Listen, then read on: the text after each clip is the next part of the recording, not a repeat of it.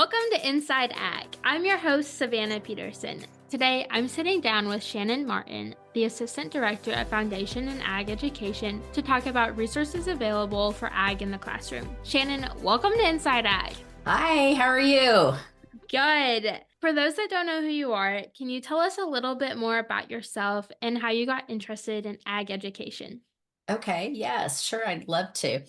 I live on a farm and a ranch in Dexter, Kansas, which is in Cali County. And my husband is a rancher. We have a little bit of farmland.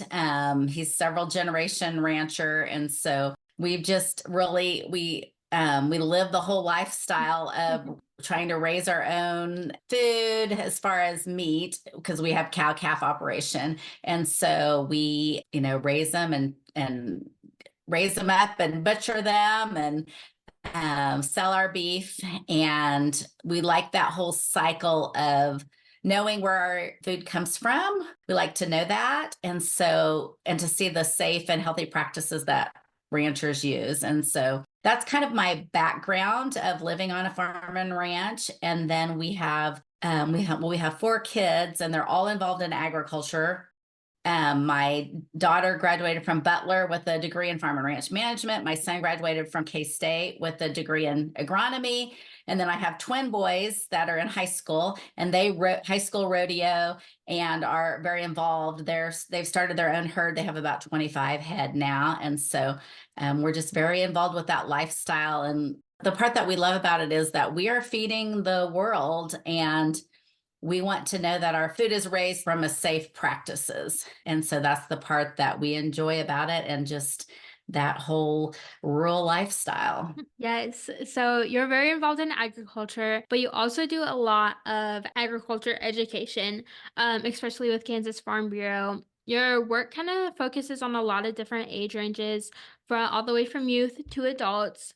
But how do you find and create fun and engaging lessons for the younger generations inside the classroom? Yes. So I do love my job at Kansas Farm Bureau. It's great. So I get to work a lot with all ages, and I kind of see myself as a resource person. So I'm a resource person for educators.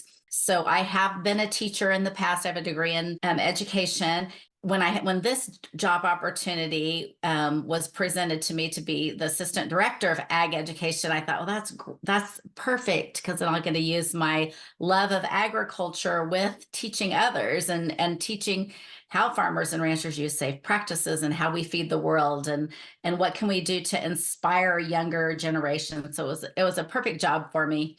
The way that I find resources, I like to, of course, do a lot of professional development, and I follow several blogs and podcasts and other organizations like ours, and other farm bureaus even around the United States, to see what ideas and things that they're doing. Sometimes I like to create my own lesson, kind of come up with an idea and think, okay, how could we teach this to different ages? A lot of the Kansas Farm Bureau ag education resources, we try to tie them to curriculum standards. And so I go through and check that and make sure that they're appropriate and tied to the standards in the correct way. And so it's really fun, and I love it. And I love being that point person. If somebody says, this happens all the time. People call me, and they say, I need a lesson. We're learning about goats. And so then I do research and send them ideas and things. Here's some activities you can do, hands-on activities. Here's some lessons to read. Here's a video. And so I just go through and help them develop whatever, try to give them resources to develop their curriculum for whatever they're studying. You help a lot of professionals all across the state with ag education. What are some fun, creative lessons that you have seen outside of the classroom with youth lately that have really been exciting for you? Well, one that I've been doing quite a bit is a lesson that has to do with the 4 chambers of a cow's stomach. And we actually take grass and pass it through Ziploc baggies that each represent each of the 4 stomachs, and how the grass is digested through the stomach. I mean, it's kind of gross, but then it's kind of cool, and kids seem to love that. They love that element of it. So it passes through different styles or different phases of how the stomach processes grass. and it goes through some yogurt and some orange juice. And then at the end, the grass is all broken down, and it shows how a cow's stomach can do that, because humans can't do that. We have a monogastric stomach, one stomach, and we can't do that. And so that's been a fun lesson that I like to do. And I one of my favorite lessons, I love to do pumpkin pie in a bag, where you make pumpkin pie in a bag, and it's a consumable product that the kids get to eat as soon as they make it. And that's a fun one to do too. They seem to like messy ones. They like the ones that are messy, but that's okay. That is fun for kids. Yeah, well, one sounds a lot more fun to me than the other one, just based off of the gross aspect. But working with kids always seems to pose its own type of a challenge. What's important to keep in mind when working with younger audiences? So I really like to think about what age they are, and their attention span, and what's appropriate for that age group too, because you want to make sure that they can comprehend it, and they can just go through the steps of whatever that activity or what you're trying to teach them. So I like to start with that, like focus on what is the age group. And in the Kansas Farm Bureau Ag Education Resources, we have ours on our website. We have them divided out by age range. So if you're teaching preschool and younger kids, you can click on our link to those resources. If you're elementary, if you're high school kids, and then we even have resources for adults too, things that you can do with adults. Awesome. Well, the other aspect, like you were just alluding to, is you work a lot with adults. What are some different ways that county farm bureaus and others organizations that you're associated with have connected with the adult population? Yeah, I like to think that through also, and think about what are places where can you teach ag education to adults. And I think that is a population that we focus a lot on the youth and going into schools, ag in the classroom, day on the farm, those type of things. But where can we reach the adults? And so, when I work with educators or with county farm bureaus, I say, what are places where people are gathered, or people would be maybe thinking about agriculture, that you can give them some resources or show them some hands-on activity to teach them ag education. So some good places are at the county fairground, at the county fair. If you have your fair in town, at the grocery store is a great place. Set up a booth in the produce department of a grocery store is a great place. We just had, in my county, we just had our livestock association meeting. Now, of course, that population is probably not the population you may want to be teaching to, but maybe also there's a lot of variety in agriculture. But where are places that adults would gather that might be non-traditional? Maybe the Farm Bureau could sponsor a ball game one evening, the high school basketball game, and have booths set up as the parents are walking into the basketball game, and you could show them and teach them different aspects of agriculture.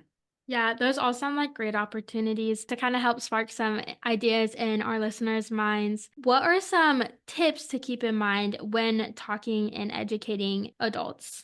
Think for the adults, again, you have to think about their comprehension, and well, of course they're going to comprehend it better, hopefully, and their maybe their experiences, and think that through on what's something. I like to connect it to the adults. So if you're teaching about, let's just say you're teaching about produce in the grocery store, that's something that is going to hopefully resonate with an adult population. So think that through, like, what is something that they can relate to? Even if it's something that they may not be familiar with, how can you relate that to something? One of the lessons that I teach is about ag careers. I talk about what are different ag careers, and there's so many, it's so vast of how many different careers and how many different careers are tied to agriculture. And I even think about right now, precision agriculture and drones are so important in our field. And kids, when you think about kids and parents even who like gaming and computers, those type of things, that can relate to those careers. And so maybe that's an opportunity for them to look at something that they never had thought of before. Well, Shannon, you have shared a lot of great resources here today, and you have mentioned our Kansas Farm Bureau website. When people want more information, need some guidance on how to start some education in their area, where can they go to find them?